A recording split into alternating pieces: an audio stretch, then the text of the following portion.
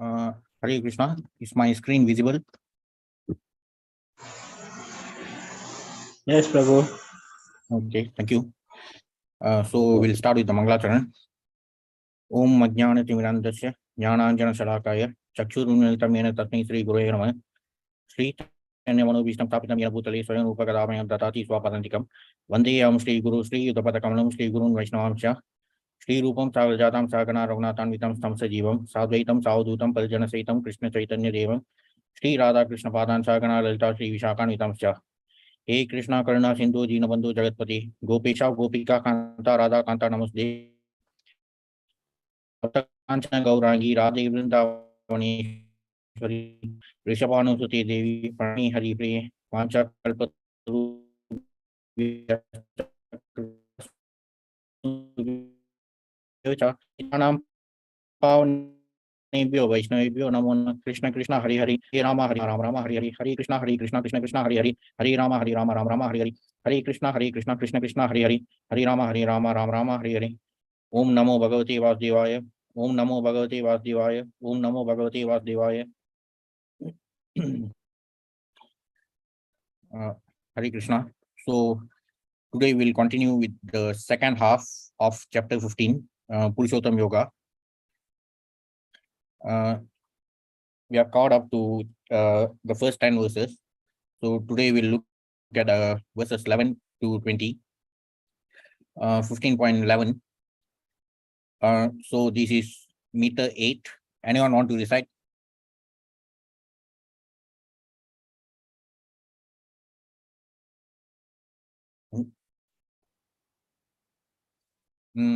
Okay. Yatanto yoginashtainam pasyantyatmani avasitam yatanto apyakrtatmano nainam pasyantyachetsatha. The endeavoring transcendentalists who are situated in self-realization can see all this clearly, but those whose minds are not developed and who are not situated in self-realization cannot see what is taking place, though they may try. So in the previous session, from verse 1 to 5, we saw like the first verse was about the difference between the material world and the spiritual world.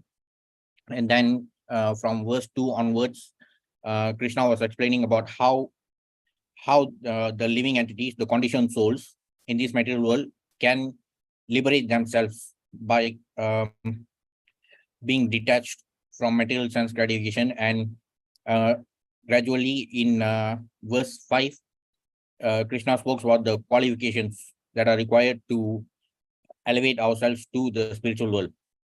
So as we keep eliminating our material tendencies and our entanglement.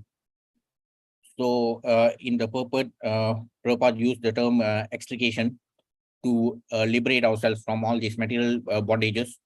So as we keep practicing, certain symptoms will be developed, like as mentioned in the 5th verse. Nirmana moha jivasanga dosha adhyatmanikta vinimutta kama danjvimukta sugadukka samye kachanti mudra paramo yavantat. So slowly, as we try to detach ourselves from all these material tendencies, we will even come to this stage where we are like free from dualities, Dvandva Vimukta. So as we develop such qualifications, then we can be, that's like the initial symptom which shows that we are actually prepared to be elevated to the spiritual world, as mentioned by Krishna in the 5th verse. Then in the 6th verse, Krishna talks about the spiritual world itself. He describes how the spiritual world is different from the material world. Na tad bhasyati suryo na shashanko na pavaka yadyatva na navatante tad nama paramama. Then Krishna talks about the characteristics of the conditioned souls in this material world. Like in 15.7, Krishna says, Mama Vamsu Jivaloke Jivabhuta Sanatana Manasasthandriyani Prakritistani Karsati. Though we are originally the fragmental parts and parcels of Krishna himself. Our original identity is that we are spiritual by nature, but due to our conditioning, due to our desires to enjoy material sense gratification, we fell into this material world, and therefore we are struggling. So apart from verse 8.5, in which Krishna talks about Dukkhalaya Shashvatam, even in 15.7, Krishna uses the word Karsati to indicate that we, though we are spiritual beings, but due to our conditioning, we are trapped in this material world and that we are suffering. And also from verse 8 onwards, how we about the transmigration of the soul, about how our soul, because we are spirit souls, that is our original identity. This material body is just a temporary apartment that is occupied by our spirit soul. So after, due to our different material tendencies, we are forced to transmigrate from one apartment to another. So if we develop tendencies like desires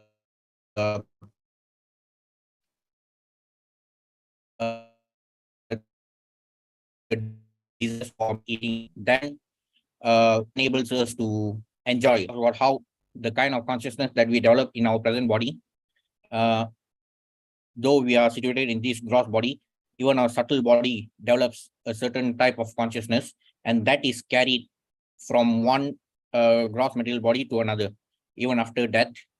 So that's how we are transmigrating from one gross body to another. And the type of gross body that we get in the next birth is based on the kind of consciousness that is carried by the subtle body.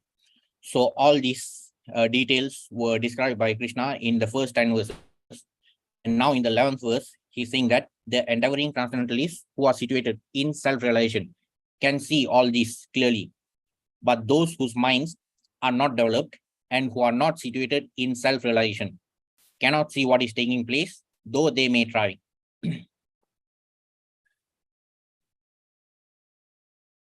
One who is not situated in self-realization cannot see how things are changing in the body of the living entity. So what is self-realization? Simply put, this has also been described by Srila Prabhupada in the introduction itself, in the intro to Gita. In the 30-page intro, Prabhupada also describes about what is the first step towards self-realization. First of all, we should realize that we are not this material body, we are spirit souls. And then it becomes complete when we realize that we, as eternal parts and parcels of Krishna, we are supposed to remain his eternal servants.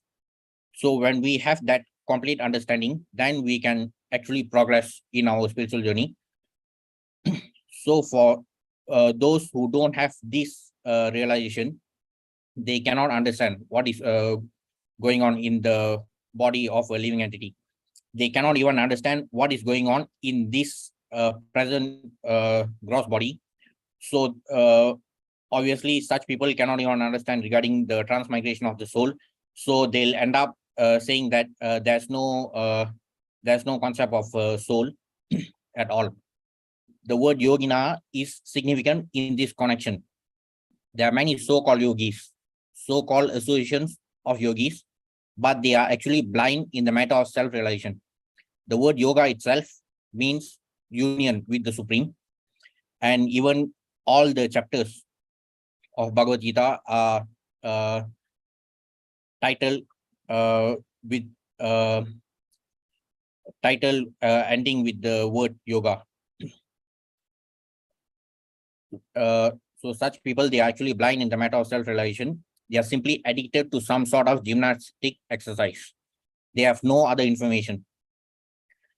So the most popular form of yoga, which people can easily relate to, is Dhyana yoga, though though the eightfold Ashtanga Yoga, which is also known as Dhyana Yoga, though those physical activities are also part of the eightfold Ashtanga Yoga, but the final step, the culmination of the eightfold Ashtanga Yoga is union with the Supreme. So for those who merely practice the physical activities, it actually serves no purpose because they are not completing the eightfold process. So that is what is being propagated by all the so-called yoga associations. Yatanto api akritatmanaha. They are called yatanto api akritatmanaha, even though they are endeavoring in a so-called yoga system, they are not self-realized. So for those who don't complete the process, still they are merely conducting some physical exercises and nothing beyond that. Such people cannot understand the process of the transmigration of the soul. So when they cannot even understand that our original identity is that we are spirit souls and that we are trapped in this material engagement, in this material body. So when people don't even have that basic understanding, so for sure they cannot progress beyond and understand more complicated things like transmigration of the soul. So only bhakti yogis have this advantage of understanding the essence of self-realization. The bhakti yogis, those engaged in pure devotional service in Krishna consciousness, can understand how things are taking place. So even in Bhagavad Gita, we have this chapter 6 on Dhyana Yoga. Though the chapter is titled Dhyana Yoga, as we know, towards the end of the chapter, Krishna himself says that Bhakti Yoga is supreme, the topmost yoga system. Like we can see that from the beginning of this chapter, chapter 6, Krishna talks about the various aspects of Dhyana Yoga or the Ashtanga Yoga. But Krishna still maintains the essence of it, though he actually talks about the Ashtanga Yoga system. He still emphasizes the main point, which is union with the Supreme. So even in 6.2, Krishna highlights that unless he renounces the desire for sense gratification, one can never become a yogi unless he renounces the desire for sense gratification. So Krishna does not simply talk about the physical exercises. He also talks about the complete process. A person is said to be elevated in yoga when, having renounced all material desires, he neither acts for sense gratification nor engages in fruitive activities. A transcendentalist should always engage his body, mind, and self in relationship with the Supreme. He should live alone in a secluded place and should always carefully control his mind. He should be free from desires and feelings of possessiveness. So Krishna talks about body, mind, and self referring to the soul. And also in from verse 11 onwards, Krishna talks about the very detailed explanation about the actual process of Dhyana Yoga. Like to practice yoga, one should go to a secluded place, should lay kusha grass. So traditionally, this practice of this particular type of yoga system is often regarded as it is even equated to sannyasa, like because those who actually desire to engage in this type of process, they will actually go to the jungle. But nowadays, it's becoming very difficult even to find the jungles because we are already transforming all those naturally occurring jungles into concrete jungles. So in Kali Yuga, there's no need for us to go to any other jungle because no other jungle could beat this concrete jungle where we are presently staying. So we can easily adopt the practice of Krishna consciousness, the simple process of chanting the Hare Krishna Maha Mantra, in from whichever concrete jungle where we are presently located in. Apart from that, Krishna also talks about the intricacies of the process, like one should hold one's body, neck, and head erect. But at the same time, he also emphasizes on the actual process, the culmination of the process of about how one should meditate upon me within the heart and make me the ultimate goal of life. Thus, practicing constant control of the body, mind, and activities, the mystic transcendentalist, his mind regulated, attains to the kingdom of God by cessation of material existence. After explaining all these details, at some point, Arjuna responds to Krishna saying that the system of yoga, which you have summarized, appears impractical and unendurable to me, for the mind is restless and unsteady. The mind is restless, turbulent, obstinate, and very strong, O Krishna, and to subdue it, I think, is more difficult than controlling the wind. To which Krishna replies, saying that, O mighty Ram, son of Kunti, it is undoubtedly very difficult to curb the restless mind, but it is possible by suitable practice and detachment, abhyasa and vairagya. The difficulty of controlling the obstinate mind, as expressed by Arjuna, is accepted by the personality of Godhead, but at the same time, he suggests that by practice and detachment, it is possible. What is that practice? So our acharyas have been merciful enough to give us the simplest form of practice in the form of Krishna consciousness. So simply by engaging in Krishna consciousness, we get to engage in the Navavida Bhakti. First and foremost of such devotional engagement is hearing about Krishna. The Navavida Bhakti is all about hearing, chanting, remembering. So the first process, the first and easiest process is hearing. The more one hears about Krishna, the more one becomes enlightened and detached from everything that draws the mind away from Krishna. By detaching the mind from activities not devoted to the Lord, one can very easily learn Vairagya. So for us as conditioned souls, especially in this Kali Yuga, we cannot simply detach ourselves from all the material activities just like that. Though we try to detach ourselves from material activities, we still have to get attached to spiritual activities. So that's how we can gradually detach ourselves from in a very effective way. Because merely by detaching from material activities, we cannot achieve anything. We still have to keep ourselves busy in the activities related to Krishna consciousness. So for any lay person who may be a neophyte devotee, apart from chanting, that neophyte devotee can also spend time for by hearing about Krishna. So many lectures are available on YouTube. A lot of live streaming sessions are also available from so many centers from across the globe. So this process of hearing itself can help to keep ourselves busy in Krishna consciousness to a certain extent. Of course, when we combine hearing with chanting, and chanting itself is not merely about japa. Japa is one type of chanting. Apart from that, we have Sankirtan, congregational chanting in the temple and during festivals. Apart from that, even talking about Krishna, even preaching activities are considered as Kirtan.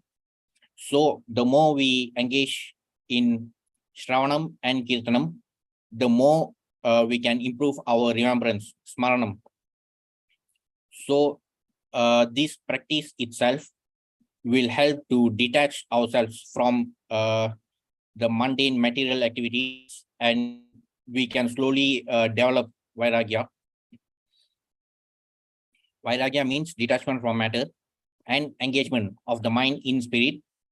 impersonal spiritual detachment is more difficult than attaching the mind to the activities of Krishna. So something similar is also been mentioned by Krishna in chapter 12, where he compares the worship of the impersonal form against the worship of the personal form. By discharge of devotional service, one feels transcendental satisfaction as the mind becomes detached from material objectives.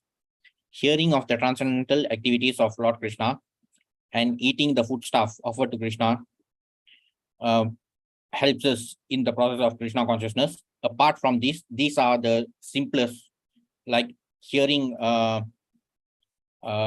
being engaged in Shravanam, and also by honoring Prasadam. These are the simplest activities which can be performed by any neophyte. But as we progress, we should also increase our activities, like with variation, since there are 9 the Navavida Bhakti processes. And even if you look at the Ashtanga Yoga system, the first 4 steps, like Yama, Niyama, Asana, and Pranayama, these are related to the physical aspects. So most of the so-called yoga associations, they only focus on this first half of the eightfold system. They rarely focus on the remaining, and the culmination of the complete eightfold system leads to union with the Supreme. But in many of the so-called yoga associations, they simply they don't really prescribe the ideal system. They simply sell what people want. So there are rarely any stringent rules, like in ISKCON we have the 4 regulative principles. So in many other so-called yoga associations, they hardly have such rigid rules. So they simply want to sell their product or service. So they simply say that people just have to do these gymnastic exercises and keep indulging in whatever nonsense they are engaged in at present. So such activities will never enable us to unite with the Supreme. So that's why in chapter 6, though the chapter is titled Dhyana Yoga, Krishna does provide all the explanation about the entire Dhyana Yoga process. And at some point, even Arjuna gives up, saying that the process is so complicated, to which even Krishna agrees that indeed the process is complicated, but what truly matters is Abhyasa and Vairagya. And interestingly, even in towards the end of the chapter, Krishna himself acknowledges that Bhakti Yoga is the topmost yoga system compared to all other yoga systems. As Krishna says in 6.47, Yogina api sarvesham matgatinam taratmana shraddhavan bhajati yamam same yuktatamo matah. Because as we saw from the Ashtanga Yoga system, the 8th step is union with the Supreme. So the culmination of all the different types of yoga systems should focus on culminating in union with the Supreme. That is Bhakti Yoga. So our acharyas have actually made it much easier for us by prescribing Bhakti Yoga as the means and the end itself. The ultimate goal of yoga is Bhakti Yoga, and therefore our acharyas also prescribe the process itself as Bhakti Yoga. So simply by engaging in Navavida Bhakti, we can easily practice Bhakti Yoga and also attain the goal of Bhakti Yoga. It has also been reinforced by Krishna in chapter 12, which is also titled as Bhakti Yoga.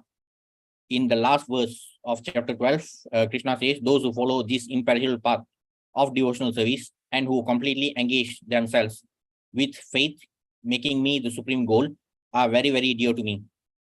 So the those who practice the different types of yoga systems, if they won't be merely engaging in gymnastic activities and also indulge in meat eating intoxication. So for those who truly know the exact goal in which the yoga system should culminate in, then they will also easily understand the convenience of Bhakti Yoga compared to all other yoga systems. So the second verse for today, 15.12. Yat aditya gadam tejo, jagat bhashyate akilam, yat sandramasya chagnav, tat tejo iti mamakam. The splendor of the sun, which dissipates the darkness of this whole world, comes from me, and the splendor of the moon and the splendor of fire are also from me. So we know that these three entities, the sun, moon, and fire, they are all part of this material world. However, all these, the source for all these are Krishna himself. The splendor of the sun, splendor of the moon, and splendor of electricity or fire are coming from the Supreme Personality of Godhead. So for those who fail to understand this, they merely say that, no, all these are coming from nature. But then they are unable to say from where does nature originate from. The sun is illuminating the whole solar system. As stated in Gita 10.21, the moon is one of the stars, Nakshatranam Aham Shashi. Even regarding fire, fire is a very important element which is required for all our daily activities. We set fire to prepare our foodstuff. It is also required in many activities like energy generation. Therefore, sunrise, fire, and moonlight are so pleasing to the living entities. Without their help, no living entity can live. If one can understand that the light and splendor of the sun, moon, and fire are emanating from the Supreme Personality of Godhead, then one's Krishna consciousness will begin. So we are engaged in our daily activities. Our daily life is facilitated by the sun, moon, and fire, but we fail to understand the source of these important entities. Only by understanding the source of these entities, then our Krishna consciousness will be, the understanding of Krishna consciousness will be complete. By the moonshine, all the vegetables are nourished. Without his mercy, there cannot be sun, there cannot be moon, there cannot be fire. And without the help of sun, moon, and fire, no one can live. These are some thoughts to provoke Krishna consciousness in the conditioned soul. So even in this chapter, we have seen a similar verse in 15.6. Na tad bhashyati suryo na shashanko na pavaka yad gatva na nivartante tad dhamma paramam mama. That supreme abode of mind is not illuminated by the sun or moon, nor by fire or electricity. Those who reach it never return to this material world. So in this verse, Krishna is explaining about the superiority of the spiritual world compared to the material world. In the material world, we cannot survive without the sun, moon, or fire. But in the spiritual world, none of these are required, because in the entire spiritual world is illuminated by the spiritual effulgence, the Brahma Jyoti, which emanates from Krishna's transcendental body. So that itself is more than enough for the spiritual world, and that spiritual effulgence is what actually becomes the source for the sun, moon, and fire in the material world. So that itself shows the inferiority of the material world and the superiority of the spiritual world. But Krishna himself is beyond both the material and spiritual world, because he is the source of both these worlds. So even for our daily sustenance, Krishna himself is providing the effulgence of the sun, moon, and fire. Apart from that, this verse, another similar verse, also appears in these three Upanishads, Katha Upanishad, Mundaka Upanishad, and Svetasvatara Upanishad. The sun does not shine there in his presence, nor the moon and the stars, for his light is greater than theirs. They appear as if dark in his effulgence, like the candlelight in the sun. So just like in this material world, if we light a candle in front of the sun, so it is considered useless. But when the sun itself in this material world is compared against the spiritual effulgence in the spiritual world, then even the sun appears to be insignificant. Nor do these lightings, and much less this fire shines there. When he shines, everything shines after him. By his light, all this becomes manifest. We can also recall from the descriptions in Bhagavatam.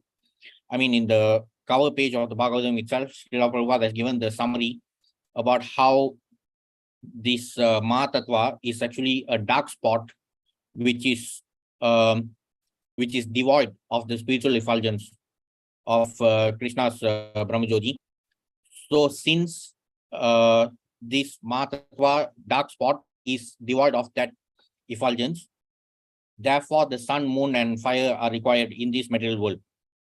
But even if we look at the material world itself, the material universe, in the Bhumandal, even the sunshine has been contained within the Loka mountain. Like within the Bhumandal, half of the rate at the midpoint of the radius, we have the Loka mountain which surrounds the Bhumandal. So the Loka mountain actually acts like a container which contains the sunlight. So sunlight cannot be spread beyond the Loka mountain. So the in the Aloka Varsha also there's no sunshine. So such is the inferiority of everything in this material world compared to the spiritual world. But Krishna is even superior to the spiritual world because he himself is the source of the spiritual world and the spiritual effulgence of which illuminates the entire spiritual world. So that effulgence is what becomes the source for the sun, moon, and fire in this material world. Also in 10.8, Krishna says, Aham Sarvasya Prabhu, I am the source of all spiritual and material worlds. Everything emanates from me. The wise who perfectly know this engage in my devotional service and worship me with all their hearts. So, since the sun, moon, and fire are part of this material creation, so clearly Krishna is the source of the sun, moon, and fire, not just in this material universe, but also in many other innumerable material universes. Also, these verses from Bhagavatam, they talk about the Ekapada Vibhuti and Tripada Vibhuti, the material and spiritual world. So in the material world, we need the sun, moon, and fire. On the contrary, there's no need for these elements because the spiritual effulgence of the Brahmajyoti itself, which originates from Krishna, is enough for the spiritual world. And of course, fire is one of the Panchamahabhuta material element in this material world. Verse 13, Kama Vishita Bhutani Dharayami Amojasa Pushnami Chausari Sarva Som Bhutva Rasatmaka. I enter into each planet and by my energy, they stay in orbit. I become the moon and thereby supply the juice of life to all vegetables. It is understood that all the planets are floating in the air only by the energy of the Lord. The Lord enters into every atom, every planet, and every living being. When the spirit soul is there, a living man can float on the water. But when the living spark is out of the body is dead, the body sinks. The planets are floating in space, and this is due to the entrance of the supreme energy of the Supreme Personality of Godhead. Because of the Supreme Personality of Godhead, the sun is shining and the planets are steadily moving. It is due to the Supreme Personality of Godhead that the moon nourishes all vegetables. Without the moonshine, the vegetables can neither grow nor taste succulent. Human society is enjoying food due to the supply from the Supreme Lord. Otherwise, mankind could not survive. The word Rasatmaka is very significant. Everything becomes palatable by the agency of the Supreme Lord through the influence of the moon. So, apart from this entire material creation, the even apart from the elements like fire, which we use for many of our daily activities, we need fire to cook our food stuff, but our food stuff also become they actually become edible also because of Krishna, because through the moonshine he is actually supplying the juice of life to into our food stuff.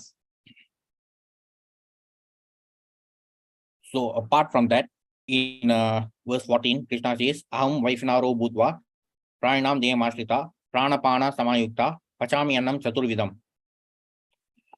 I am the fire of digestion in the bodies of all living entities, and I join with the air of life, outgoing and incoming, to digest the four kinds of foodstuff.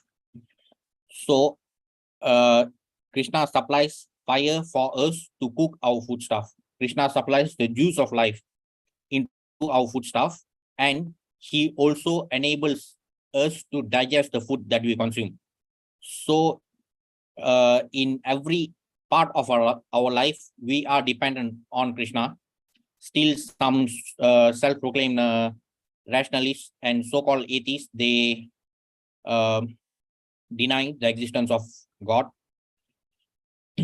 Now, in this verse, there are words like Vaishvanara and Prana Apana. So, Vaishvanara is actually a name, a special name used to indicate the fire god Agni Dev. Agni Dev, when he is present in the material world, like when fire is present externally, so he is known as Agni Dev. But since he also exists within all the living entities as the digestive fire, so that name is used. Vaishnara is used to indicate that form of Agni Dev as the digestive fire. Similarly, Vayudev is also present externally in the form of air, but in the form of Prana Apana Vayu. So that is used to indicate the form of Vayudev who resides within the living entities. According to Ayurvedic Shastra, there is fire in the stomach which digests all food sent there. In Brihadaranyaka Upanishad 591 also confirmed that the Supreme Lord or Brahman is situated in the form of fire within the stomach and is digesting all kinds of food stuff. So that's also this verse from Brihadaranyaka Upanishad 591. This Lord, as dwelling in animal stomachs and called Agni, is named Vaishnara, he who is inside every being. So all the living entities, the Jiva Bhutas, they all have to consume food. And when they consume food, the food will have to be digested. So the Supreme Lord is actually present in the form of Agni Dev, or specifically Vaishvanara, within the body of all these living entities. By him is digested the food which is eaten by the Jiva. In place of him is this sound which one hears on closing his ears. When he is about to go out of the body, one does not hear this sound. So we know that the Paramatma form, the localized Paramatma, is actually, he resides in our heart. Apart from the Supreme Lord in the Paramatma form, even all the demigods, they also reside in different parts of our body. And when we die, together with the Paramatma, even all these different forms of demigod, they also leave those respective parts of our body. In every different part of the body, there is a presiding deity, the presiding demigod. So even they will leave when we die. The living entity is not independent in the eating process. Unless the Supreme Lord helps him in digesting, there's no possibility of eating. So we need the Supreme Lord to cook our foodstuff. Our foodstuff becomes edible and it produces energy through digestion. Even for that, we need the help of the Supreme Lord. Lord is situated within sound and within the body, within air, and even within the stomach as the digestive force.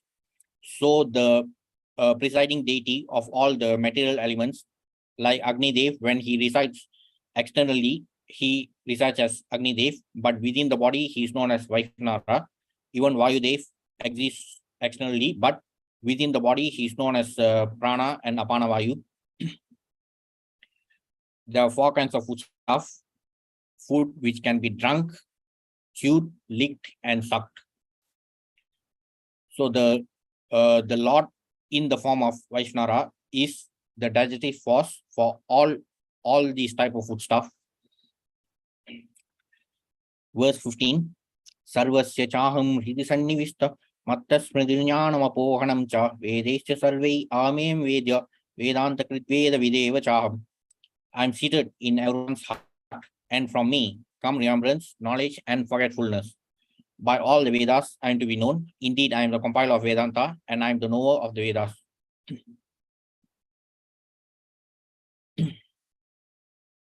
The living entity forgets everything of his past life, but the Supreme Lord is witness to all his work. Even in chapter 7 of the Gita, in 7.26, Krishna says that he knows the past, present, and future. We don't know what happened in our past life, but the Paramatma who resides in our heart, he knows what we did in the past, he knows what we are doing in present, and he'll also be witness to everything that we are going to do in future. Therefore, he begins his work according to his past deeds, meaning the spirit soul. Required knowledge is supplied to him and remembrance is given to him, and he forgets also. So whether it's knowledge, remembrance, and forgetfulness, all these are also due to Krishna. The Lord is not only all-pervading, he is also localized in every individual heart. So just as we saw the difference between Vaishvanara is the localized Agni Dev, so he also exists externally. So the Supreme Lord, he also exists externally, he is all-pervading, but he is also present as the localized Paramatma internally.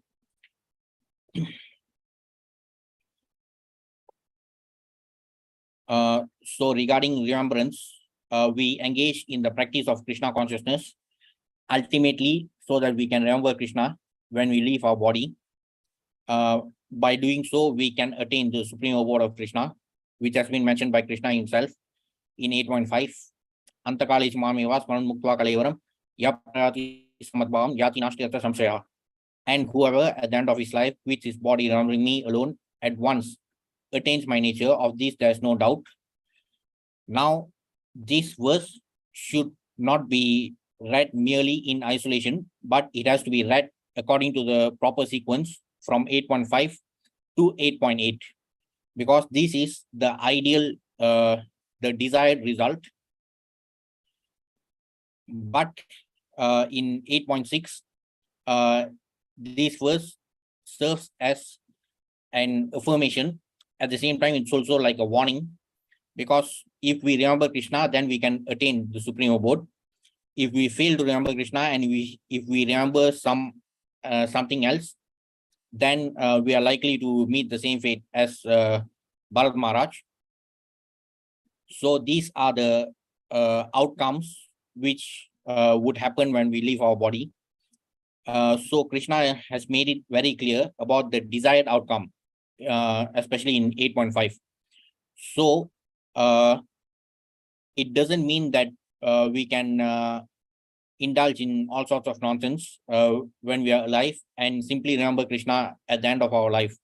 That is not possible, because even to remember Krishna at the end of our life, even that remembrance will only be enabled by Krishna. So that's why in 8.7, Krishna says, therefore, Arjuna, you should always think of me in the form of Krishna, and at the same time carry out your prescribed duty of fighting. With your activities dedicated to me and your mind and intelligence fixed on me, you will attain me without doubt. Though Krishna promises that those who remember him at the end of their life can attain him, but we still have to follow the process properly.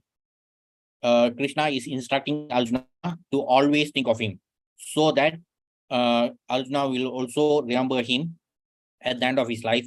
So the instruction is not just meant for Arjuna, it's meant for all of us.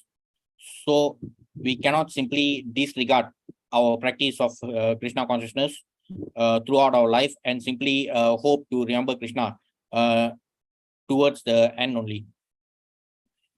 So even in 8.8, Krishna specifically emphasizes about Abhyasa, he who meditates on me as the Supreme Personality of Godhead, his mind constantly engaged in remembering me, undeviated from the path, he, O Partha, is sure to reach me. Though Krishna promises that those who remember him at the end of their life can attain the supreme abode, but at the same time, Krishna also emphasizes the importance of practice, the importance of constant remembrance. So 8.5 should always be read together with 8.6, 7, and 8. The Vedas give the right direction to people. The Vedas offer knowledge of the Supreme Personality of Godhead. And Krishna, in his incarnation as Vyasadeva, is the compiler of Vedanta Sutra. So he is the giver of knowledge in the form of the Vedas, and as the Supreme Personality of Godhead, Sri Krishna, the teacher of the Bhagavad Gita. All forms of knowledge, if they do not culminate in the form of spiritual knowledge, which enables one to understand Krishna, then that knowledge is useless. So that is the type of knowledge that is being propagated in all our so-called academic institutions. They completely prohibit the development of spiritual knowledge. The living entity forgets as soon as he quits his present body, but he begins his work again. Although he forgets, the Lord gives him the intelligence to renew his work where he ended his last life. Not only does the living entity enjoy or suffer in this world according to the dictation from the Supreme Lord, situated locally in the heart, but he receives the opportunity to understand the Vedas from him. In all Vedic literature, the glories of the Supreme Lord are celebrated. So in this verse 15.15, Krishna talks about knowledge, remembrance, and forgetfulness. So even forgetfulness is something like a boon, which has been given to us by Krishna, but that is also due to our material desires. For example, there's this description about the movement of living entities from Bhagavatam, 3rd canto, chapter 31. This is the portion related to the instructions of Lord Kapila. Lord Kapila is describing about how the living entity moves from the mother's womb to the material world, and how the process of forgetfulness occurs during this process. The living entity in this frightful condition of life, bound by 7 layers of material ingredients, prays with folded hands, appealing to the Lord who has put him in that condition. So this is referring to the living entity who is trapped inside the mother's womb. The human soul says, I take shelter of the lotus feet of the Supreme Personality of Godhead, who appears in his very eternal form and walks on the surface of the earth. I take shelter of him only because he can give me relief from all fear, and from him I've received this condition of life, which is just befitting my impious activities. So the fact that a living entity is trapped within a mother's womb itself is proof that that living entity is a contingent soul which has been engaged in impious activities. I, the pure soul, appearing now bound by my activities. I am lying in the womb of my mother by the arrangement of Maya. I offer my respectful obeisances unto him who is also here with me, but who is unaffected and changeless. He is unlimited, but he is perceived in the repentant heart. To him, I offer my respectful obeisances. This is referring to the Paramatma within the conditioned soul. I am separated from the Supreme Lord because of my being in this material body, which is made of 5 elements, and therefore my qualities and senses are being misused, although I am essentially spiritual.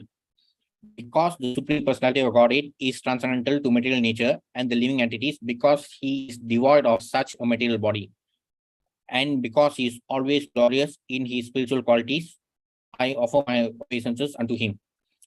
So during pregnancy, during the advanced stage, the living entity in the mother's womb has actually managed to develop the consciousness to such an extent where the living entity is actually in a state of Krishna consciousness.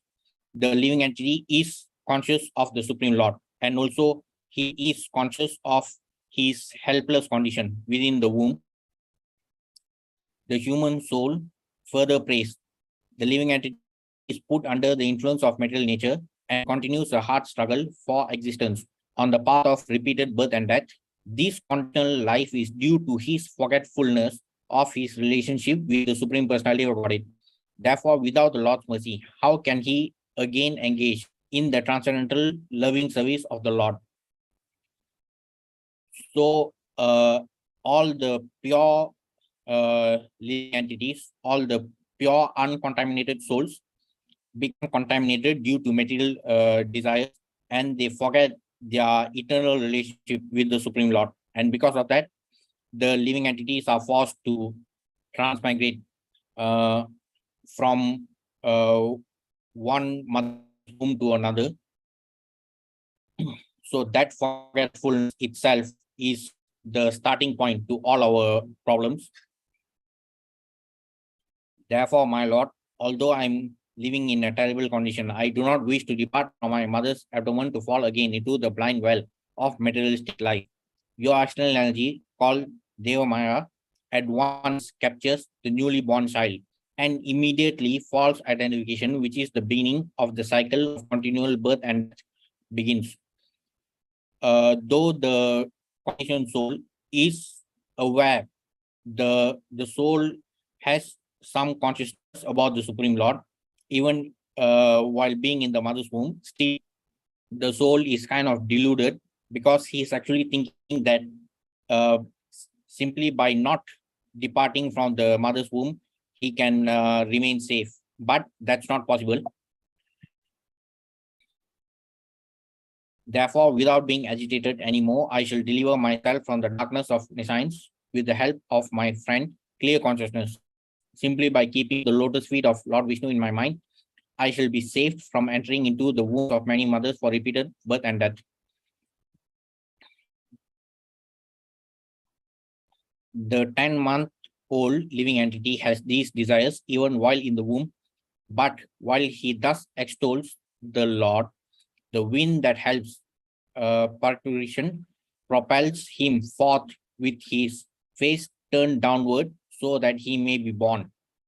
The living entity actually knows that he is aware of what awaits him once he leaves the mother's womb. So somehow he is in kind of a deluded condition, thinking that he can avoid from having to get out of the womb, but that's not possible.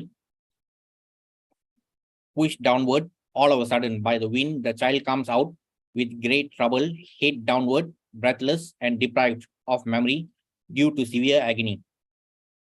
So while being in the womb, the child has consciousness of the Supreme Lord to the extent where the child is actually able to pray to the Supreme Lord about the dangers that are awaiting in the material world. But the moment the child gets pushed downward, that's it. the child is engulfed by forgetfulness. The child thus falls on the ground, smeared with stool and blood, and placed just like a worm germinated from the stool. He loses his superior knowledge and cries under the spell of Maya. So we find ourselves in a mother's womb due to our forgetfulness of our relationship with the Lord. But during a certain period of time, even within the mother's womb, we still have some superior consciousness, which actually enables us to still remember the Lord, at least to a certain extent. But the moment we are pushed down to the material world, then we lose even that small amount of Krishna consciousness until the time when our Brahma Jignasa moment arrives. So the best solution to all our problems is not to enter into any mother's womb anymore. As we know, there are 84 lakh apartments, so we should not enter into any of these apartments anymore. That will be the best solution. The purpose of the Vedas is to understand Krishna. The Vedas gives us direction by which to understand Krishna and the process of realizing him.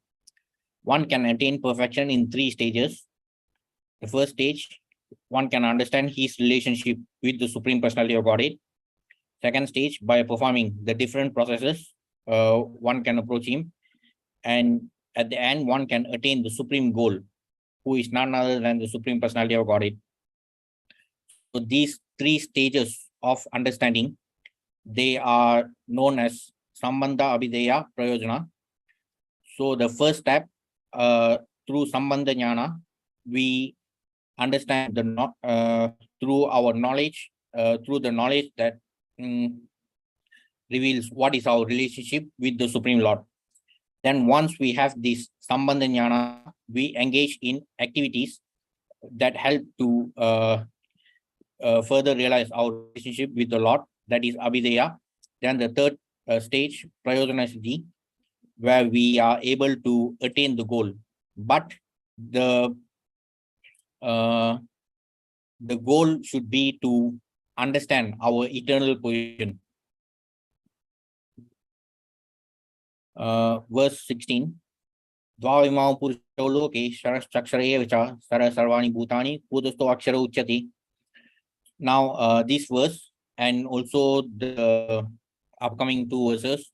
So all these 3 verses, they are very important. They are as important as verse 15.7. There are 2 classes of beings, the fallible and infallible. In the material world, every living entity is fallible. In the spiritual world, every living entity is infallible. The innumerable living entities can be divided into 2 classes, fallible and infallible. When they are in contact with the material world, they are called Jiva Bhuta, the conditioned souls, fallible living entities. Shara Sarvani Bhutani mean that they are fallible. Those who are in oneness with the Supreme Personality of Godhead, however, are called infallible. This is referring to the liberated souls in the spiritual world. However, oneness does not mean that they have no individuality, but that there is no disunity.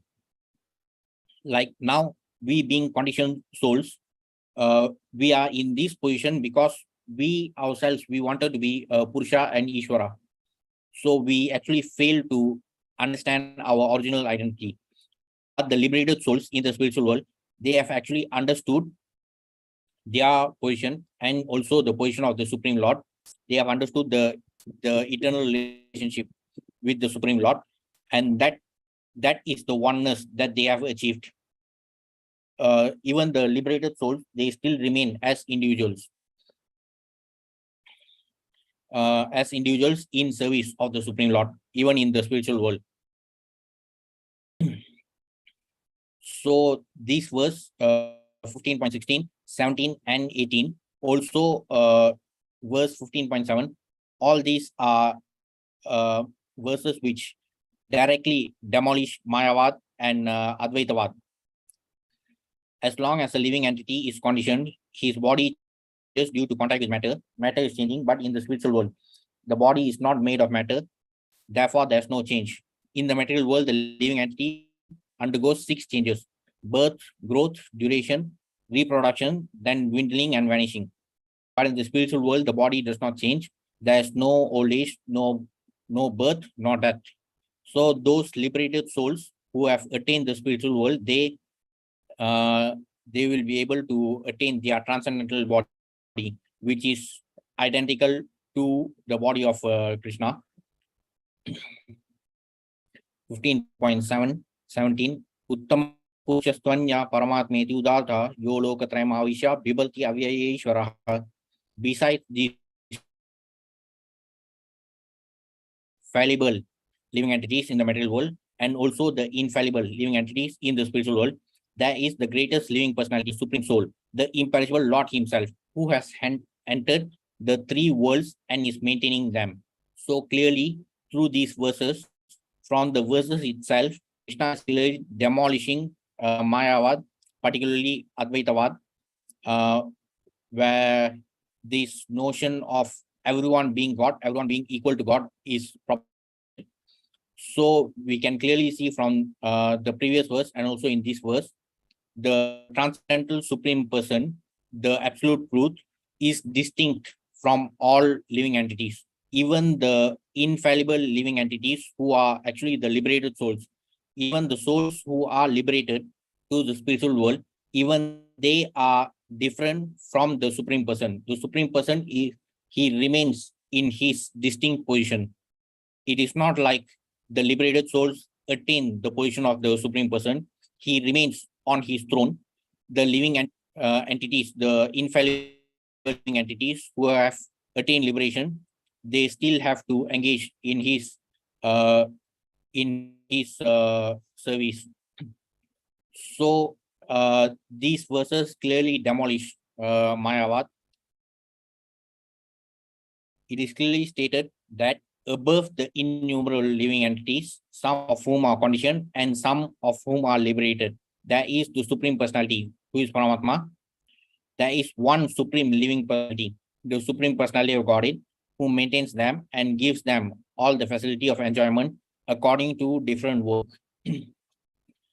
So not just in these verses, even in Katha Upanishad, the very essence of Katha Upanishad itself is about the queries of Nachiketa. It is about the conversation between Nachiketa and Yamaraj, and the core of Nachiketa's inquiry is about what happens to the liberated souls after death. What happens to those who get liberation? So, in the conclusion of Katha Upanishad, we find that even Yamaraj, he acknowledges that even the liberated souls are still under the care of the Supreme Lord, even in the spiritual world. So even those liberated souls, they are still subservient to the Supreme Lord. So the same thing is also mentioned by Krishna himself in these verses. So these clearly contradict and demolish Mayavad. And we also have these verses from Katha Upanishad and Shvetashvatara Upanishad. In Katha Upanishad, Nityo Nityanam Chetanas Chetananam Eko Bhavanam Yo Vidadati Kaman Tam Atmastam Ye Anupashyati Dhira Stesham Shanti Shashvati Netaresham. The eternal among the eternals, the consciousness among all consciousness, the one among many who bestows the fruit of karmas, the tranquil-minded ones who see him seated in the Mahatma, eternal happiness is for them and not for others. So those who truly have knowledge about the Supreme, they will understand the Supreme as he is distinct from everyone else. So there's no place for propagating these nonsensical notions about everyone can become God. So these such notions are clearly demolished by these verses. Also, there's another similar verse in Shvetashvatara Upanishad. Nityo Nityanam Chetanas Chetananam Eko Bhavanam Yo Vidakaman Tat Karanam Sankhya Yogadi Gamyam Nyatva Devam Muchyate Sarva Pashayi. the eternal among the eternals, the consciousness among all consciousness, the one among many, who bestows the fruits of karmas. By philosophical analysis and meditation, he can be realized, knowing that effulgent Lord, one is from all bondage. So the ultimate aim of our spiritual inquiry and devotional service is to understand that the is distinct from everyone else. So merely believing that everyone become God will not solve our problems. Then in 15.18, Krishna says, Yasmat Sharam Achitoam Aksharat Puruṣottama Ato Asmi Loke Vedecha Pratita Puruṣottama. Because I am transcendental beyond both the fallible and the infallible, and because I am the greatest, I am celebrated both in the world and in the Vedas as that supreme person. So the supreme person is transcendental. We saw that in material world, all the living entities are fallible. In the spiritual world, the living entities are infallible, but the supreme person, Puruṣottama, is transcendental, beyond everything else. No one can surpass the supreme personality of Godhead, Krishna. He is therefore the greatest of personalities. Now it's clear that the living entities and the supreme personality of Godhead are individuals. So even those liberated souls, even after attaining the spiritual world, they still remain as individuals. They still retain their original identity. There's no such thing as merging into the Supreme Lord. So even after liberation, we will remain as individuals and we will be engaged in transcendental loving service towards the Supreme Person. It is incorrect to think of the Supreme Lord and the living entities as being on the same level or equal in all respects. Word Uttama is very significant. So the term Puruṣottama itself means that the Supreme Person is distinct even from the infallible liberated souls. The Supreme Personality is exhibiting and diffusing his spiritual effulgence, which is the ultimate illumination. So he is the source of everything. Yomamayo Sambudo, Janati Puruṣottama, Sa Sarve Bhajati Mam Sarva Bhavena Bharata. Whoever knows me as the Supreme Personality of Godhead without doubting is the knower of everything. He therefore engages himself in full devotional service to me, O son of Bharata. As we have seen from verses 16 to 18, it is very important to understand those verses. Only then we can understand the Supreme Person. If we are going to believe that everyone is God, everyone can become God, everyone can merge into God after liberation, so that simply means that we have not understood who the Puruṣottam really is. Anyone who knows Lord Krishna to be the Supreme Person is actually the knower of everything. So as long as we don't understand Krishna to be the Supreme Person, if we are going to think that we can also become like Krishna, we can actually merge into Krishna, then that is a very flawed understanding. But the perfect knower, without wasting his valuable time, engages directly in Krishna consciousness, the devotional service of the Supreme Lord. So everything has been clearly explained by Krishna himself. Apart from the verses from Upanishad, which we saw, Nityo Nityanam, Chetana Chetananam. So apart from those verses, even in verses from the Gita, like 15.7, 15.16, 15.17, and 18, Krishna himself is clearly stating how he, as the Supreme Person, is distinct from everyone else. However, still there are many stubborn commentators on Bhagavad Gita who consider the Supreme Absolute Truth and the living entities to be one and the same. So they propagate Mayavad and mislead everyone. Vedic knowledge is called learning by oral reception. Therefore, we should learn from authorities like Krishna and his representatives. One should submissively hear from Bhagavad Gita and that these living entities are always subordinate to the Supreme Personality of Godhead. So if we receive knowledge from the bona fide Sampradaya, then we will gain the right understanding without falling prey to Mayavad. The word bhajati is very significant. it relates to service of the Supreme Lord. If a person is engaged in full Krishna consciousness in the devotional service of the Lord, then he has actually understood all the Vedic knowledge. If a person simply claims that he has understood all the Vedic knowledge, if a person simply claims that he has studied all the Vedas, but he says that there's no God, or if he propagates misleading notions like merging into the Supreme and all that, then he clearly understood the Vedas. But for those who engage in devotional service, it will be even easier for them to understand the true essence of the Vedas, which is all about knowing Krishna to be the Supreme Person. So for such people, there's no need for any other spiritual process for understanding the Supreme Absolute Truth. But anyone, after speculating for hundreds of thousands of life, does not come to the point that Krishna is the Supreme Personality of Godhead, and that one has to surrender that all his speculation for so many years and lives is a useless waste of time. So those who propagate Mayavad, they on one hand, they themselves are prey to flawed knowledge, and they are also misleading many other unfortunate souls. Now the last verse, iti goetamam shastram idamuktamaya etad budva buddhimanshat krita kritasya bharata. This is the most confidential part of the Vedic scriptures, O sinless one, and it is disclosed now by me. Whoever understands this will become wise, and his endeavors will know perfection. The Lord explains that this is the substance of all revealed scriptures. So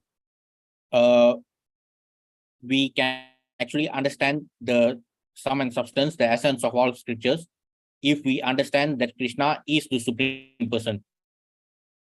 If we are misled by this merging into the Supreme kind of nonsense, then our understanding is clearly flawed. And Krishna himself has made it so easy for us. He himself has given the straightforward explanation through so many verses in this one chapter itself, from chapter 15 itself.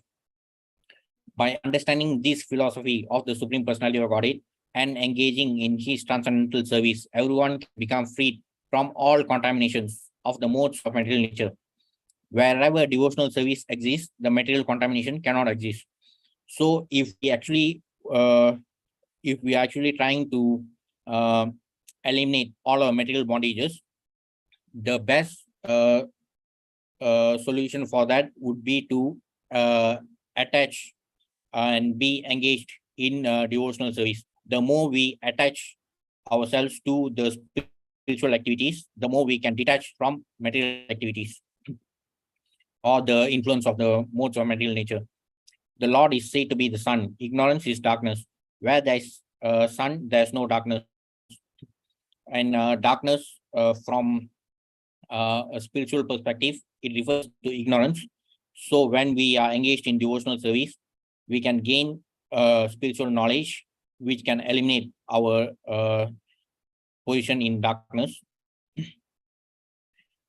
Everyone must take to this consciousness of Krishna and engage in devotional service to become intelligent and purified. Unless one comes to this position, however intelligent he may be in the estimation of some common man, he is not perfectly intelligent.